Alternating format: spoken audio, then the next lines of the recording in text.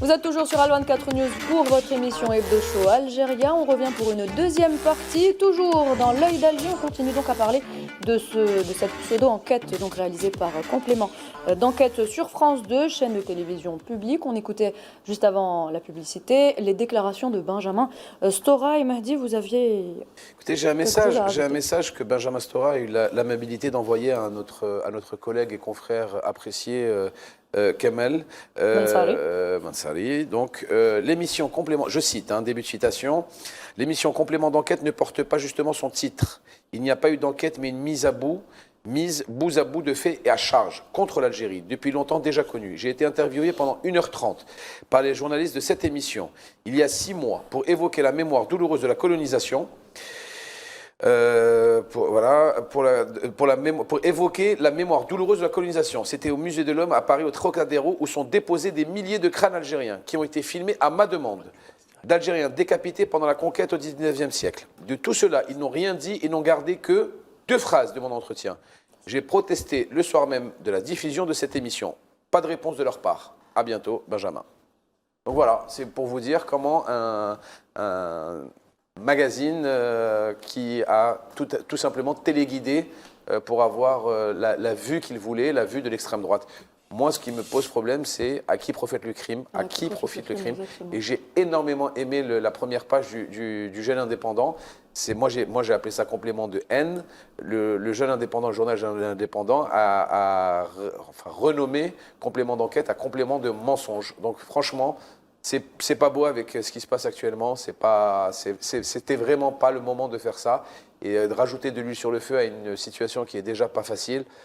Je pense qu'il y a anguille sous roche et il faut savoir qui sont les commanditaires directs et indirects de cette charge contre l'Algérie sur une émission, encore une fois, sur un média public. Donc Faisal Mataoui, en tant que journaliste, votre avis sur ce numéro de complément de mensonge, comme le qualifie. C'est pas une enquête, parce que les règles du journalisme sont très claires par rapport à l'enquête. L'enquête, c'est on donne des faits vérifiables, et on donne la parole à toutes les parties, et on essaie toujours d'équilibrer et être sûr de ce qu'on donne. Parce que l'enquête, qu'est-ce que nous apprend? L'enquête journalistique, elle nous apprend des choses nouvelles.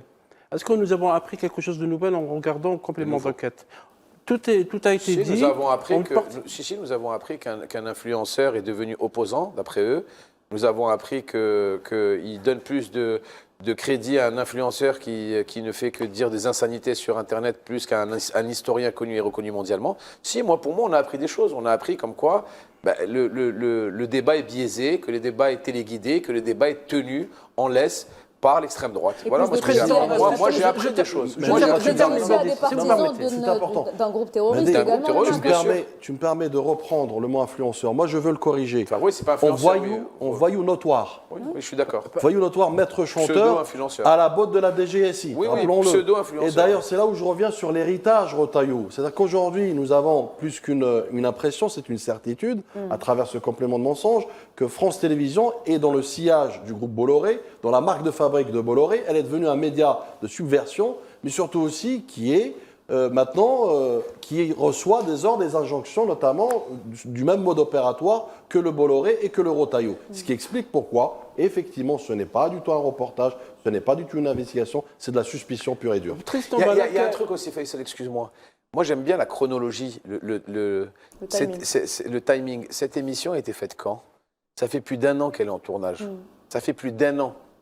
C'était qui était en poste il y a 1 an à Place Beauvau? C'est qui a demandé à faire cette émission? Moi, je pense qu'il faudrait vraiment décortiquer les bonnes raisons. Voilà. Quand on voit comme quoi ça a été commencé, cette émission, enfin cette pseudo-émission, ce torchon a été fait il y a plus d'1 an. Enfin, ça a été commencé il y a plus d'1 an. Que Benjamin Stora a été interviewé il y a plus de 6 mois. De 1, par qui ça a été demandé? Pourquoi? Et moi, je voudrais poser vraiment une question là ce soir. Il est exactement 21h39. Quand on fait un complément d'enquête aussi nauséabond sur l'Algérie, j'ai jamais vu de complément d'enquête. Ah oui, on ramène Sabrina Sebaï, députée, en essayant de la coincer, en lui disant vous êtes communautariste, vous êtes pour l'Algérie. Attends, excuse-moi. Moi, je voudrais bien que Monsieur Tristan Valex, ou je ne sais plus comment il s'appelle, voilà, Désolé pour avoir écorché son nom. Je voudrais bien qu'il fasse la même chose avec Caroline Yadan ou alors avec Meir Habib, en lui demandant est-ce que vous êtes pour l'État génocidaire qui a tué plus de 80 000 personnes en Palestine? Pourquoi il n'y a pas ce travail qui est fait? Pourquoi il ne demande pas des députés, justement, qui sont en train de soutenir un État génocidaire, de parler de pourquoi ils défendent justement cet État? Pourquoi on demande à Sabrina Sebaï ou à Benjamin Stora de dire ce qu'ils pensent et après de les couper ou de les interroger de façon tout à fait dirigée? Et c'est ça que je trouve ça dégueulasse, c'est que c'est fait sur une... Quand c'était sur CNews, on avait l'habitude, on a tous l'habitude. Mais que ça soit fait sur France 2, moi, c'est ça qui est déplorable pour moi. C'est que ça soit fait sur une chaîne qui est payée par les impôts des Français et des Françaises. Voilà. À 2 mois des élections municipales. Mehdi, France 2 avait commencé en mars 2025, rappelez-vous. Le fameux œil du 20h, où on s'est intéressé à dire quand Alger veut faire taire ses opposants. Il a été diffusé le 3 mars. Qui a été repris dans... Oui, qui a été repris dans ses médias, le 3 mars 2025. Bien sûr, on est très loin de l'esprit de Benoît Duquesne, parce que Benoît Duquesne, lorsqu'il avait lancé cette émission en 2001, c'était vraiment loin de cet esprit. C'était vraiment à l'opposé, c'était vraiment de l'enquête sur des sujets de société, culturels, politiques, etc. Et d'ailleurs, c'est la première fois qu'on s'intéresse à un État ou à un pays dans ces émissions. Généralement, c'est des sujets internes. Sauf qu'on a... On ne s'intéresse pas à un État. On s'attaque à un État. On s'attaque à un État, bien sûr. On diffame un État parce que la personne que vous avez citée, ce qui est présenté comme un influenceur, qui est en fait un créateur d'insultes, parce que ce que fait Emile Boukhars à l'antenne, plutôt sur Internet, à longueur d'année, il est résident parce qu'il a eu un statut de réfugié politique, je ne sais pas sur quelle base. En attendant, il n'a toujours pas appris à parler français. Hein. Il insulte constamment, il tient des propos violents, il tombe sous le coup de la loi française, mais il n'est jamais inquiété. Il ne devrait pas avoir les papiers, parce que d'après la dernière circulaire, il faut savoir parler français pour avoir les papiers français. Ouais, justement, bizarre, il n'est jamais. En plus, dans cette pseudo-enquête, dans ce ramassis d'affirmations, parce qu'il y a beaucoup d'informations qui ne sont pas du tout vérifiées. On nous parle d'un kidnapping de ce créateur de contenu. Est-ce qu'il y a une preuve sur ça? Est-ce qu'il y a une preuve qui a été avancée? Parce qu'une enquête, il se posait ramener des preuves, ramener des documents. C'est un film Bollywood de mauvais goût. Absolument, c'est un film de mauvais goût, très mal tourné d'ailleurs. Et ensuite, on a basé sur cette affirmation, qui n'a jamais été vérifiée à ce jour, pour dire qu'il y a une crise et on donne la parole, effectivement, à des personnes qui sont orientées. Rapidement, Nouhed. Cet complément d'enquête a donné la parole ces derniers mois à des personnes qui s'attaquent à la France insoumise. Oui. Pourquoi? Parce qu'ils critiquent le génocide israélien au journaliste à Gaza. Jamais Tristan Vallet, qui d'ailleurs a eu le prix Albert Londres pour une investigation sur qui? Sur Vincent Bolloré. Vincent Bolloré, un ami qui vous fait du bien. Donc faites les liens et vous aurez des réponses. Alors, se joint à nous, Madame Nadia Hani Moulay, journaliste et auteure. Bonsoir. Bonsoir. Merci d'être avec nous ce soir. Merci d'avoir accepté notre invitation. Alors, je le disais à l'instant, vous êtes journaliste. En tant que journaliste, comment qualifieriez-vous ce ramassis de mensonges, finalement, qui est passé sur France 2? Alors, moi, je me suis obligée à regarder l'émission pour pouvoir en parler, puisque je ne regarde pas beaucoup les médias français, pour être honnête. J'ai trouvé que c'était un documentaire de facture assez médiocre, finalement. Et là, c'est vraiment un regard journalistique que je pose sur ce travail, tout en respectant mes confrères. Il n'y a pas de souci. Mais c'est vrai que je m'attendais à quelque chose d'un peu plus élaboré, quand même. J'ai eu le sentiment qu'il y avait énormément d'accusations proférées, que ça manquait vraiment de terrain. Il n'y avait pas vraiment d'analyse et j'ai eu l'impression quand même que c'était un peu du réchauffé. Moi, j'ai rien appris personnellement. Bon, après, je travaille pas mal sur ces sujets. Je suis l'actualité, etc., entre la France et l'Algérie. Et c'est vrai que j'ai vraiment eu l'impression d'être sur une chaîne commerciale et non pas sur une chaîne du service public avec ce que ça doit inclure d'intérêt général. Voilà, donc on sait très bien qu'il y a un durcissement dans les lignes éditoriales des médias dits d'actualité, et France Télévisions fait partie, c'est un groupe. Je vous rappelle quand même qu'à la rentrée de septembre dernier, après le mercato d'été, il y a eu pas mal de journalistes, de commentateurs qui venaient de CNews notamment, ou alors de médias un peu plus, voire peut-être pas d'extrême droite, mais en tout cas de médias qui ne sont pas des médias très sérieux. Il y en a eu plusieurs qui sont arrivés sur des émissions de France Télévisions. Donc, je pense que ça dit quand même aussi quelque chose de ce qui se passe dans le champ médiatique français. Et dernier point, il faut aussi se dire d'où on part, c'est-à-dire que la question de la qualité des médias en France, elle est posée depuis de nombreuses années avec la question de la concentration des médias. On sait, pour avoir travaillé sur ces sujets-là, qu'on a atteint en France un niveau de concentration de la presse qui est tellement important que ça va être difficile de déconcentrer tout ça. Et c'est pour ça aussi, à mon avis, que vous avez quand même de plus en plus de médias indépendants qui se lancent et qui essayent de réinventer, de trouver en tout cas des modèles économiques qui puissent à la fois leur permettre de livrer une information et faire du vrai journalisme basé sur les faits. Moi, je suis journaliste et je suis extrêmement attachée aux faits, que ça soit concernant la France ou concernant l'Algérie. Et je pense que quelque part, dans cette situation qui est très compliquée, plutôt négative même, il peut y avoir une porte de sortie en créant des médias indépendants. Alors Nadia Hennemoulay, il est particulièrement grave aujourd'hui qu'une télévision publique française, financée justement par le contribuable, se permette d'ériger en source crédible des individus multicondamnés. On l'a dit il y a quelques instants autour de la table, donc des individus condamnés par la justice algérienne dont la parole est tout sauf crédible. Oui, on est d'accord sur ça. Mais ce qui me dérange d'autant plus, c'est le manque de contradictoire que l'on peut avoir dans ce jeu qu'on a pu constater dans ce documentaire. Qu'on fasse parler des personnes effectivement qui ont eu des problèmes avec ou des condamnations avec l'État algérien, c'est un fait.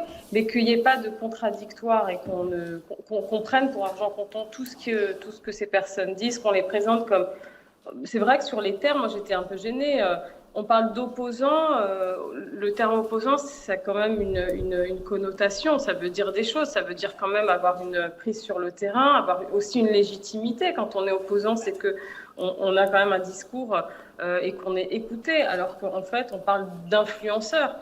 Et moi, à mon sens, ces gens-là sont plus le symptôme des GAFAM, c'est-à-dire des réseaux sociaux, que le fruit d'un vrai engagement politique qui serait respectable, si je peux dire ça comme ça. Madame, excusez-moi, bonsoir. Vous ne pensez pas qu'il y a aussi une volonté claire de discréditer les élus franco-algériens à 2 mois des élections municipales en montrant, une personne, je ne sais pas si vous avez vu un moment où ils ont flouté la personne, je crois, où ils ont mis une autre voix qui se prétend être une élue locale, mais qui est finalement qu'une membre du MAC, parce après son nom a fuité, son prénom a fuité, et c'est une membre du MAC. Et est-ce que vous ne pensez pas que c'est juste pour discréditer les élus locaux algériens par rapport à leur insertion en France ? Mais je pense que sur cette question, ça dépasse la question des élus franco-algériens. Je pense que quand on est algérien en France, c'est très compliqué et ça date pas de ce qui s'est passé cette année. Il y a quand même, il y a une histoire que vous connaissez tous entre la France et l'Algérie. Et finalement, cette situation, elle ne fait que mettre à jour un questionnement que j'entends de plus en plus autour de moi. C'est est-ce que nous, en tant que franco-algériens, bon, moi, je suis née en France, j'ai grandi en France. Est-ce que notre place, elle a vraiment du sens quelque part? Il y a toujours ce soupçon finalement, il y a toujours eu cette demande implicite de nous demander de choisir, de montrer patte blanche, et sans parler de la question de l'appartenance religieuse. Là, je parle que de la question, l'appartenance à l'Algérie. Donc oui, bien sûr que sur ça. Tout ce qui peut décrédibiliser ou jeter un soupçon sur les franco-algériens, les élus franco-algériens, effectivement, sur ça, je pense que... Quand j'ai écouté l'interview de Sabrina Sebahi, donc députée, moi, j'étais très gênée parce que j'ai vraiment trouvé anormal le type de questions qui était posée par le journaliste. Il ne parlait pas à une élue, à une parlementaire. J'avais vraiment l'impression qu'il était en train de tester quelque part sa loyauté à la France, finalement. Vers la France, oui. Et donc, cette question de l'assignation, mais ça, je pense qu'on l'expérimente tous en France, c'est une réalité. Nadia, donc, qu'est-ce qu'on fait maintenant C'est la rhétorique de l'extrême droite, rappelons-le. Ah bah oui, bien sûr, c'est la rhétorique de l'extrême droite. Mais vous savez, moi, en tant que journaliste, je fais un petit pas de côté, mais évidemment que si je me mets à parler de l'Algérie, de parler de faits, et je l'ai fait plusieurs fois d'ailleurs sur des plateaux télévisés depuis plusieurs années, j'interviens sur France 24, sur France Info, etc. Je sais très bien que mon statut de journaliste ne me protège pas des soupçons qu'il peut y avoir sur moi parce que je suis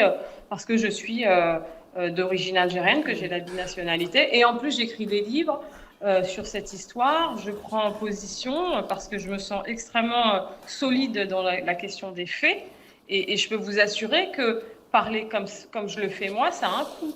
Ça a un coût. Parler de l'Algérie, alors là, madame, à qui dites-vous entre Badis et moi, croyez-moi que on connaît le coup. Hein. Ça, c'est une certitude. Nadia, je voulais vous poser une question, si vous permettez. Pourquoi aujourd'hui, cette année, les médias publics français, financés par le contribuable français, d'ailleurs il y a un projet pour créer un grand groupe public français, s'alignent d'une certaine manière sur les médias Bolloré, les médias de l'extrême droite? Je pense que c'est une tendance qui est en train d'émerger. Il y a une question de pouvoir, il y a une question aussi, enfin vous l'avez plus ou moins tous dit, hein, c'est que le service public est quand même inféodé au pouvoir et au gouvernement. Enfin, je veux dire, le fonctionnement des médias publics, on le sait, quoi. Donc c'est une tendance et il y a des intérêts, à mon avis, qui nous dépassent. Maintenant, ça reste, enfin, c'est le service public, mais ça reste un média qui a besoin aussi d'avoir une audience. Et puis, je vous rappelle quand même, je fais un deuxième petit pas de côté. Le service public a beaucoup participé à sa façon au durcissement du discours médiatique sur la question des musulmans, des Algériens. Une personnalité comme Zemmour a été façonnée par le service public. Laurent Ruquier, qui le recevait, il était commentateur. Il était chroniqueur, oui. Il était chroniqueur chez Laurent Ruquier. C'est justement sur le service public qu'il est devenu. Donc, il y a une grosse responsabilité. Alors maintenant, Laurent Ruquier s'en lave les mains en disant non, c'est pas vraiment moi, etc. Mais le fait est que si, c'est sur le service public qu'il a acquis cette notoriété. Donc, je pense qu'il y a une vraie porosité finalement. Et puis, voilà, les médias se font un peu la course à l'échalote pour tenter d'avoir des parts de marché, tout simplement. Il y a vraiment quelque chose de l'ordre de l'économie derrière. Ils n'ont pas compris qu'à chaque fois qu'ils parlaient de l'Algérie en mal, ça continuait à renforcer l'Algérie et que les gens comprennent comme quoi l'Algérie est sur le bon chemin. Ils n'ont pas compris que c'est le sens inverse, en fait, ce qu'ils font. Parce que vous êtes journaliste, madame franco-algérienne. Est-ce que vous pouvez expliquer, vous, de votre point de vue, le deux poids, deux mesures par rapport à, par exemple, à Caroline Yadan ou à Meyer Habib, qui, eux, sont chouchoutés alors que c'est des députés français qui sont payés par les impôts français et qui, à longueur de séance, à longueur de journée, à longueur de chaînes de télévision, ne font que défendre le génocidaire Benyamin Netanyahou, qui est recherché pour crime par la CPI, par la Cour pénale internationale. D'ailleurs, Mahdi, entre parenthèses, Meyer Habib, qui est un député sioniste, franco-sioniste, est passé dans la même émission, complément d'enquête, pour nous dire que Netanyahou n'est pas un criminel de guerre. Voilà. Non, mais voilà, justement, madame, est-ce que vous pouvez nous répondre à ça, ce deux poids, deux mesures? Alors, ces deux personnages, hein, Caroline Yadan d'ailleurs, qui est en train de pousser pour faire passer une loi sur l'antisémitisme qui va clairement empêcher toute critique d'Israël, qui, si elle passe, à mon avis, elle va passer.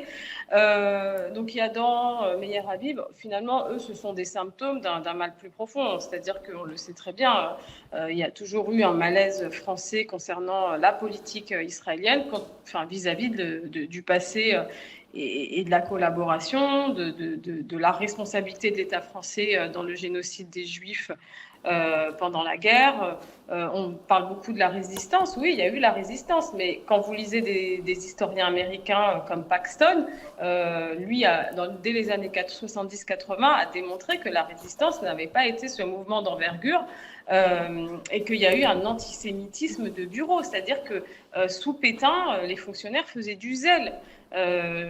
La collaboration, c'est 10 millions de lettres envoyées, 10 millions de lettres de dénonciation envoyées aux autorités de Vichy pour dénoncer des Juifs. Donc je pense que là, c'est la raison fondamentale. de cette espèce de culpabilité française qui explique qu'il y ait ce malaise à critiquer Israël. Il y a 20 ans, Pascal Boniface écrivait un livre qui s'appelle « Peut-on critiquer Israël ?» Bon, c'était courageux de sa part à l'époque. Je vous laisse imaginer ce qu'il s'est pris dans la figure. Mais aujourd'hui, effectivement, je veux dire, on peut aujourd'hui critiquer Israël compte tenu de tout ce qu'on a vu. Pascal Boniface est blacklisté de tous les médias français. Oui, il est blacklisté, mais il arrive quand même à faire entendre sa voix. Je veux dire, je respecte le personnage, mais je ne parle pas de lui spécifiquement, mais si lui, il est blacklisté, je vous laisse imaginer nous.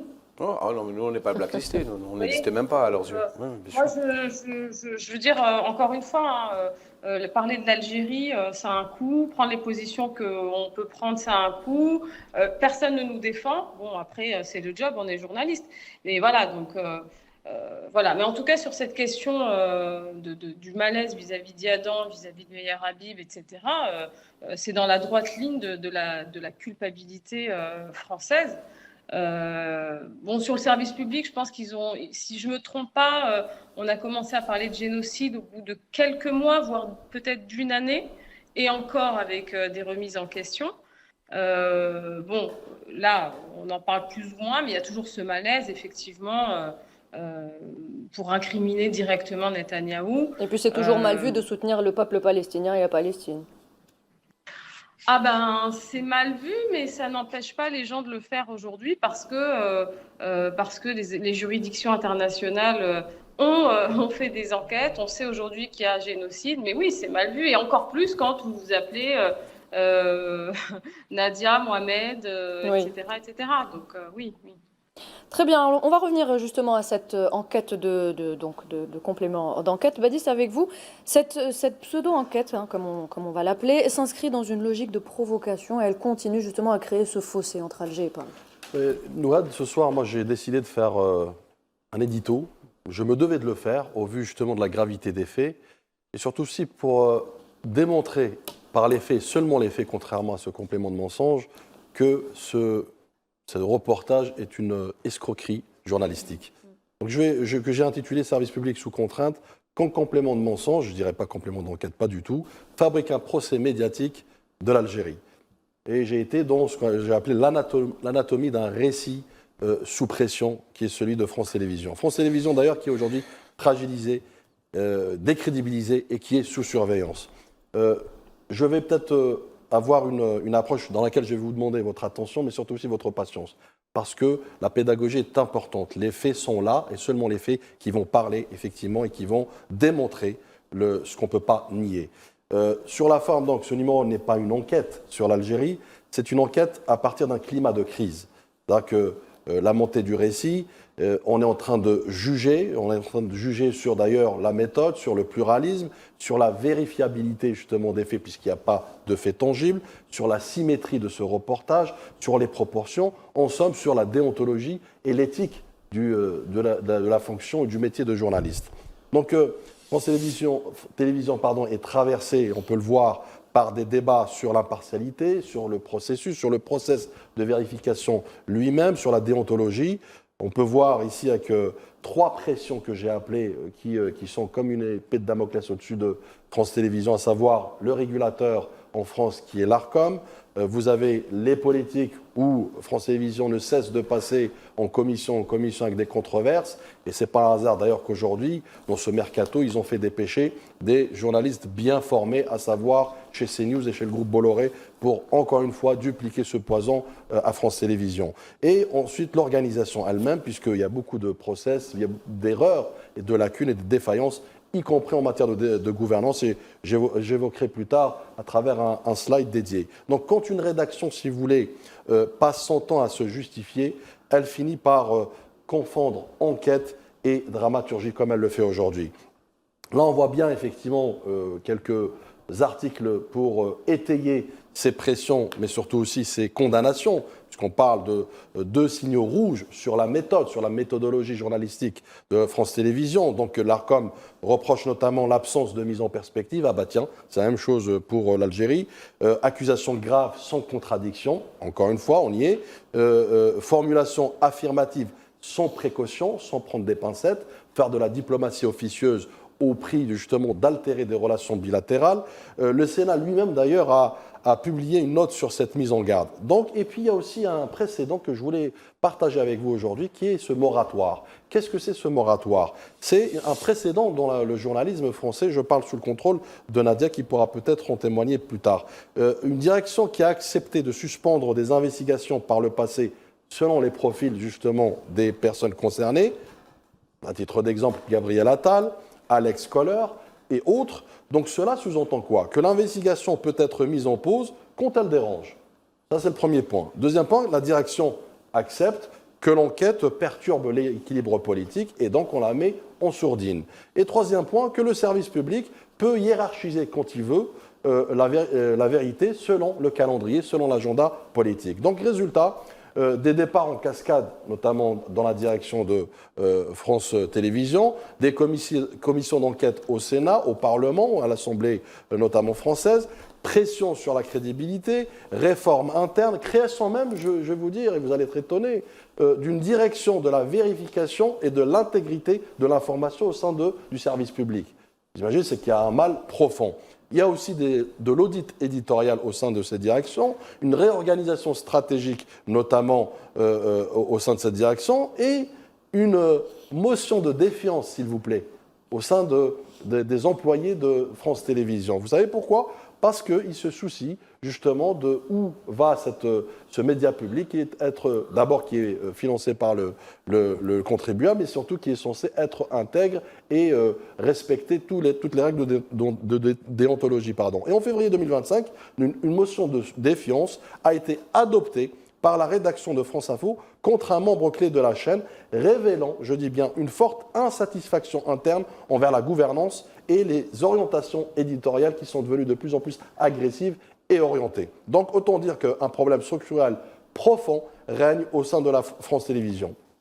Là, on voit, si la régie peut faire passer le slide, on voit bien effectivement un manque de mise en perspective, une contradiction notamment insuffisante sur les accusations graves et risque d'accréditer une lecture biaisée et orientée comme ils l'ont fait pour l'Algérie. Donc quand le régulateur, si vous voulez, met en garde sur la mise en perspective et la contradiction et le contradictoire, ce n'est pas un détail technique, croyez-moi, c'est un avertissement sur la fiabilité de la mécanique éditoriale et l'affirmation d'un dérapage méthodologique, notamment de France Télévisions. Et ensuite, je reviendrai sur le reportage sur l'Algérie, en l'occurrence, où je dirais le titre fait déjà le verdict, fait déjà le procès d'intention contre l'Algérie. Donc le titre préjuge déjà de base, à savoir rumeurs, coups tordus, guerre secrète, barbouze, chantage et espionnage. Donc un titre peut être un sujet, effectivement, mais là, c'est clairement une sentence contre l'Algérie. Le spectateur donc, est guidé à travers ce reportage. On ne va pas chercher la complexité, ni l'éthique, ni la déontologie. On va chercher tout simplement la suspicion. C'est la logique, ce que j'ai appelé la polémique premium. Entre parenthèses, elle maximise l'attention et anéantit surtout la nuance. Et ensuite, je vais parler de pluralité. Attention, France Télévisions, pluralité n'est pas pluralisme. Encore une fois, opérer une lecture média sur justement ces points faibles, qui sont d'ailleurs de plus en plus habituels chez France Télévisions, à savoir le casting, on en a parlé tout à l'heure, à savoir la hiérarchie des voix, donc la contradiction, et je pense que chez Benjamin Stora, on a eu la preuve. Là, sur cette infographie, si la régie peut la faire passer, on voit bien la liste des intervenants et leur classification. Je me suis amusé à regarder un peu qui a fait quoi, et quand et comment. Donc on voit bien sur l'aspect institutionnel, on a eu un ambassadeur qui était dans une pièce théâtrale mal jouée, qui faisait du télétravail depuis son bureau, comme s'il n'avait pas un bureau au Quai d'Orsay. Et en face, vous aviez une équipe notamment qui se souciait de la santé du président de la République, Abdelmajid Tebboune. Oui, il va bien. Oui, il veille au grain. Oui, il mène la politique du pays. Oui, il mène une gouvernance justement qui place le citoyen au cœur de la démocratie contrairement à la France. Et puis les universitaires et les chercheurs, inexistants, s'il vous plaît. Hein. On n'en a pas vu. Et quand bien même quand il y en avait, ils étaient biaisés avec un faux sujet, comme Benjamin Stora, depuis 6 mois, c'était sur la mémoire, il s'est retrouvé dans un sujet orienté. Et puis vous avez les journalistes aussi, qui eux, par contre, en revanche, ils étaient tous orientés contre l'Algérie. Les témoignages. Alors c'est pratique, hein, des témoignages floutés, masqués. Le E, ils étaient en légion. Et d'ailleurs, Mehdi, tu fais bien de le rappeler tout à l'heure, ce profil notamment de cette maquiste qui se disait élue et qui se permettait de cracher son venin sans pour autant vérifier quoi que ce soit. Les militants opposants, entre parenthèses, membres de groupes terroristes qualifiés par l'Algérie, je rappelle, à qui on donne aujourd'hui des tribunes et à qui on leur donne une liberté d'expression, entre parenthèses. C'est très grave ce qui se passe. Eux, par contre, ils ont la part du lion, avec une tribune que j'ai qualifiée VIP, avec un temps d'antenne sans compter. Donc, conclusion, j'ai envie de vous dire, minute accusatrice majoritaire, droit de réponse et contradiction, lui, par contre, occulté, minoré et même décrédibilisé, comme on l'a vu avec Sabrina Sebahi. Donc, le pluralisme, ce n'est pas empiler des témoignages, malheureusement, c'est équilibrer les pouvoirs de narration. Ensuite, j'irai sur le double standard. L'enquête est-elle symétrique? Non, pas du tout. Puisqu'on parle de guerre secrète, la symétrie impose de traiter effectivement les fuites, aussi les fuites, les officines, l'influence, les intérêts, les dispositifs de communication du côté français. Si l'on brandit le mot guerre, bien évidemment, on doit montrer le champ de bataille complet. Donc pas un seul front, pas un seul angle qui est à savoir prémédité contre l'Algérie. La séquence APS, si vous permettez de montrer effectivement cet article, qui pour moi c'est un examen des standards tout simplement. Le sujet n'est pas de la susceptibilité de notre part. Le sujet c'est la conformité aux règles journalistiques que le service public français revendique, soi-disant entre parenthèses.